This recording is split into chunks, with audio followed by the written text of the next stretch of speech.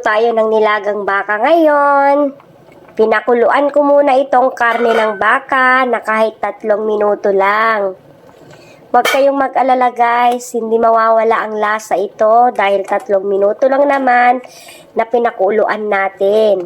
So ganito mangyayari guys kapag hindi mo pinakuluan ang isang karne, ganyan siya o maraming mga sebo-sebo. Kaya ako nagpapakulo dahil hindi ako direktang nagluluto na kahit anong klaseng karne, pinapakuluan ko muna ito ng 3 minuto. Dahil para sigurado na malinis ang ating hihigupin na sabaw. So guys, ganito rin ba kayo magluto? Pinapakuluan din nyo ba yung mga niluluto nyong karne?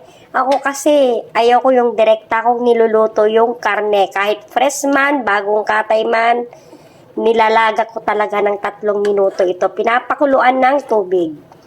So, ganito guys ang mangyayari, oh. Kapag hindi mo siya pinakuluan, kahit 3 minuto lang, ganyan siya guys, oh. Maraming mga sebo-sebo, ganyan, oh. Ito, hindi mo na ito pwedeng tanggalin, eh. Kasi meron at meron pa rin yan maiiwan sa sabaw. So, para siguradong malinis ang ating hihigupin, so, kailangan natin pakuluan siya kahit 3 minuto lang. So, yun lamang guys. Maraming salamat and God bless.